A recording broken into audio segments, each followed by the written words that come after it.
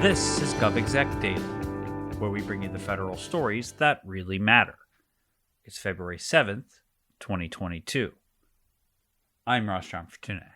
The Merit Systems Protection Board exists to protect federal employees against partisan political practices, unfair favoritism, and other prohibited personnel actions. The board adjudicates appeals from feds about things like unfair removals, whistleblower retaliation, suspensions, furloughs, and demotions.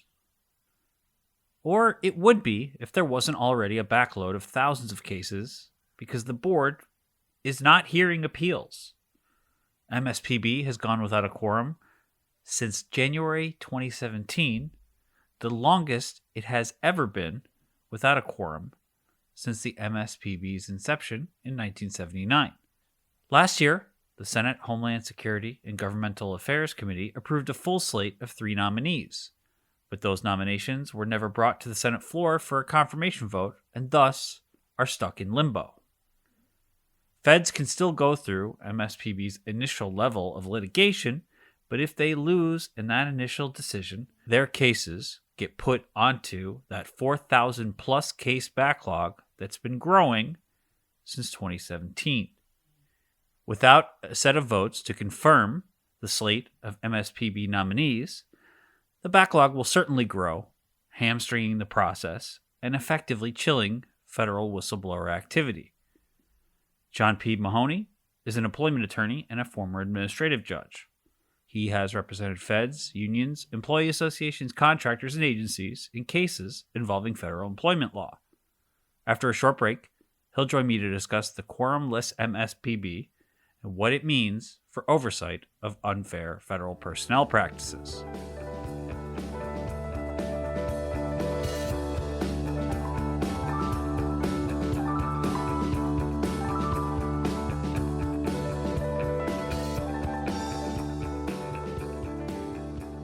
This content is brought to you by Oracle Cloud. From securing combat communications to creating actionable intelligence, U.S. warfighters count on Oracle Cloud for mission success. Find out more at oracle.com/DoD.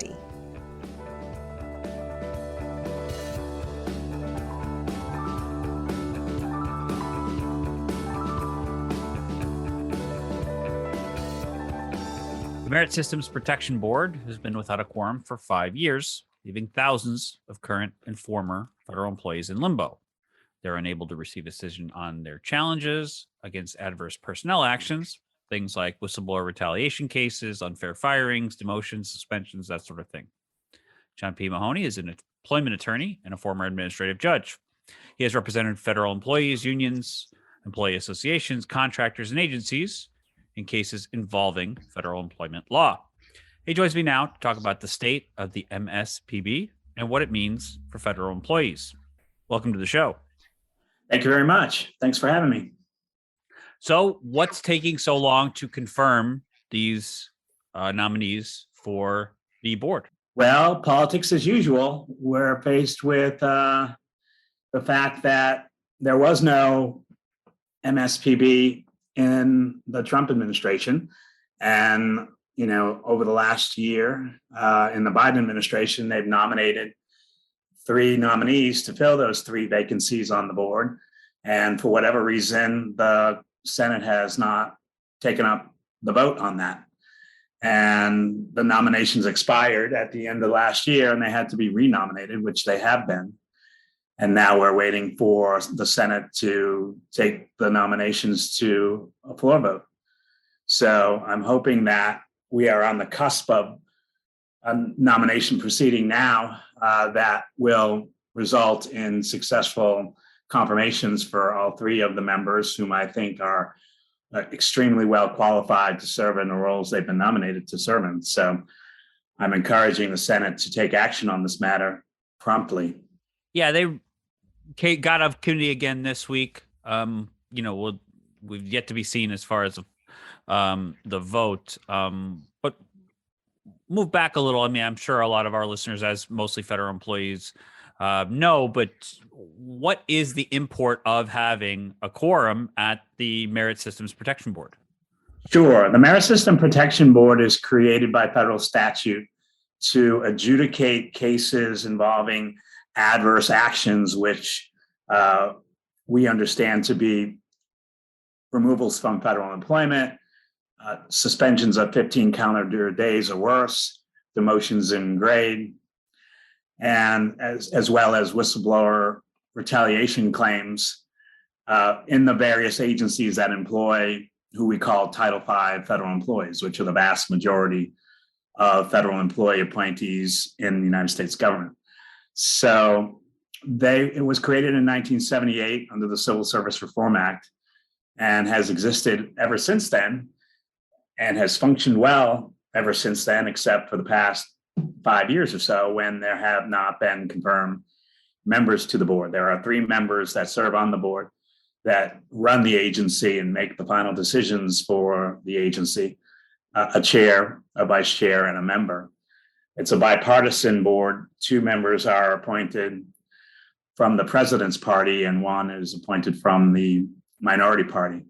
So it's pretty critical that, given the fact that the board is tasked with enforcing the merit system principles in the federal government and protecting federal employees from arbitrary and capricious personnel actions, especially those that are motivated by unlawful EO discrimination or whistleblower retaliation.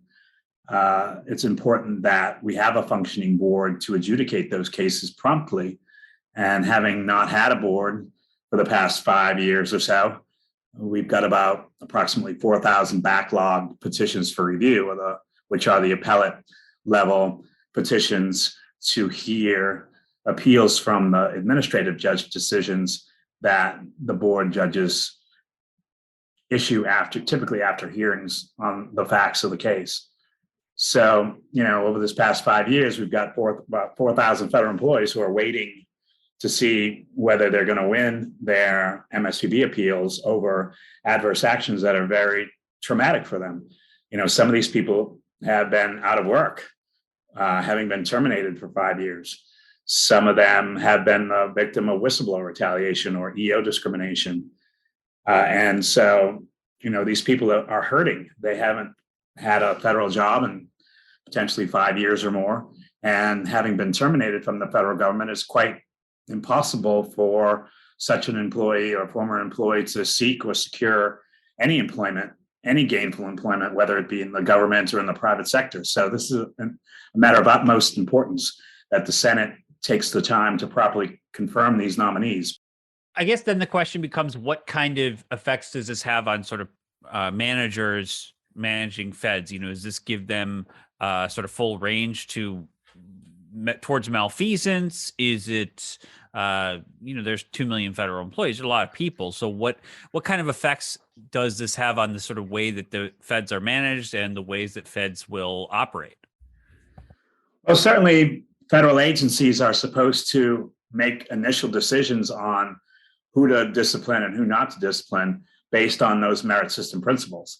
They're supposed to provide due process to federal employees if they are alleged to have engaged in misconduct or unacceptable performance. They're supposed to give them notice in advance in writing about what the allegations are of misconduct or unacceptable performance, and be given an opportunity to respond to those allegations orally and in writing prior to receiving a written decision as to whether the proposed action is going to be sustained. So agencies are supposed to police these issues on their own, and only if the employee feels that the agency hasn't properly adjudicated the matter in the first instance would they have an appeal right to the MSPB if they got a 15-day suspension or worse, a demotion in grade, or a removal.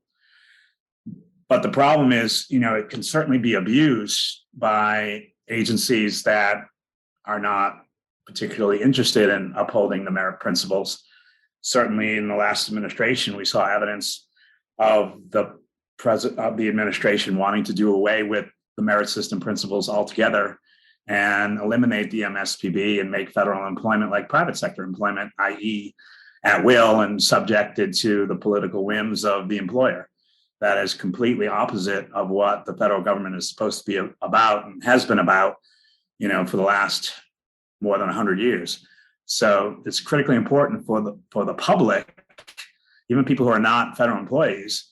But it's important that the federal government be run through the merit principles as opposed to being, run by fiat or by political whim or by,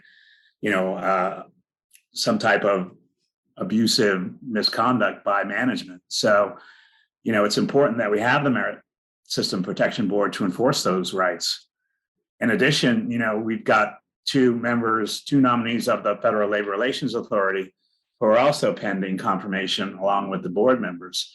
So the FLRA adjudicates cases related to labor relations, union activity in the federal government. So we've got, three nominees for the board and two nominees for the FLRA that have been in limbo now for, a good 5.5 years. So it's pretty critical that the Senate do its job, frankly, and process these nominations and confirm them post haste. I mean, you cited business as usual, but I want to sort of dig down a little further into that. Does this have something to do with sort of the broader conversation about labor protections in this country and the sort of cultural conversation about employee rights? I mean, there's certainly, the FLRA is not, as you just mentioned, not disconnected from this. Yes, it does. Certainly, it has arisen.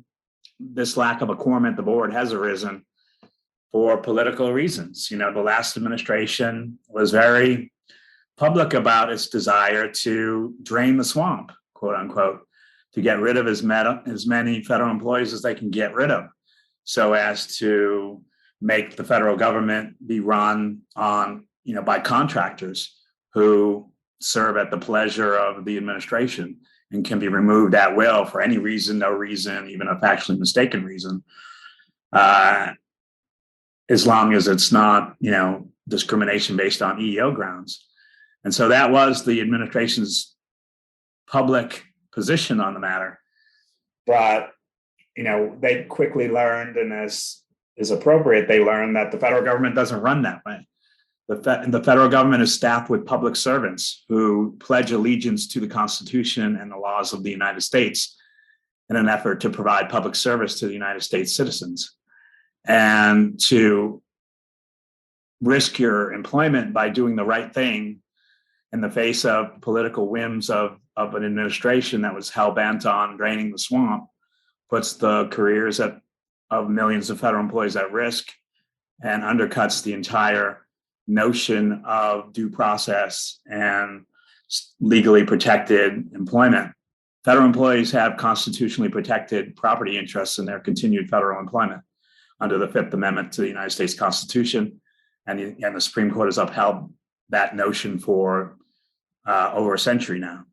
And so the past administration intentionally tried to, eliminate the board and make federal employment more like private sector employment, which is at will and is basically subject to the pleasure of the employer, as opposed to whether the employee is following the law and doing the job they were hired to do to serve the American public. So, it's a pretty big issue politically. And the current Congress's failure to process these nominations over the last 5.5 years really points to an underlying political desire on the part of the Republicans to eliminate the merit system principles in the federal sector and make federal employment subject to the whim of the political party in charge, which is not the way it should be. So we'll sort of end on a prediction side of things, and every guest we have on hates this, but this administration is different when it comes to at least the ways it talks about federal employees and federal employee protections. How do you see this playing out? Is this going to get better anytime soon? Well, we do need a sense of bipartisanship in this country overall, and certainly on the Hill. And if we're going to get the work of the American people done, the business of the American people done, we need to work together in both parties to advance the necessary nominations to ensure that the work of the government functions day to day. And so I do encourage, obviously, those reasonable Republicans in the Senate to understand how important the Merit System Protection Board is and how important the Federal Labor Relations Authority is to upholding the law and ensuring that public services is handled on a legal basis as opposed to based upon political whims, because whoever's in charge, whichever party has the White House, if we subject federal employment to political fiat, it really undercuts the notion that we're a country of the people and by the people for the people under the laws, the Constitution and the laws of the United States, as opposed to a dictatorship or some other form of government. So it is at the basic first step, the most important step of the functioning of the federal government. We're here to enforce the law and make sure people are treated fairly. And we need an MSPB that does that. And hopefully we reach the point now where we understand how important these matters are, having seen some of the abuses, some of the whistleblower retaliation problems that occurred in the last administration, that they will understand how important it is to do it a different way, a better way, a legal way. So I encourage the Senate to act promptly on these nominations and confirm these nominees immediately so they can get to the business of wading through the 4,000 backlog cases that have been waiting for them to be appointed and confirmed. So I hope we can get this done for the American people, both the federal employees as well as the citizens of the United States who receive service from those employees, so we can get the business of the government done promptly. Yeah, I don't suspect mission delivery is served by people constantly looking over their shoulder, worried about retaliation or being able to do their jobs. John, thanks so much for being on the show with us. I appreciate it. Thank you. Have a great day.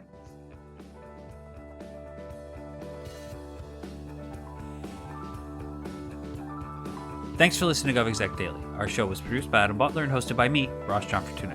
We want to thank John P. Mahoney for joining the program. Our music is the song Signals by Catfish Dancing. Be sure to rate, review, and subscribe on Apple Podcasts or Spotify or anywhere else you get your podcasts. You can email us any feedback at podcast@govexec.com or hit us up on Twitter @govexec. We'd love to hear from you. We'll talk to you later.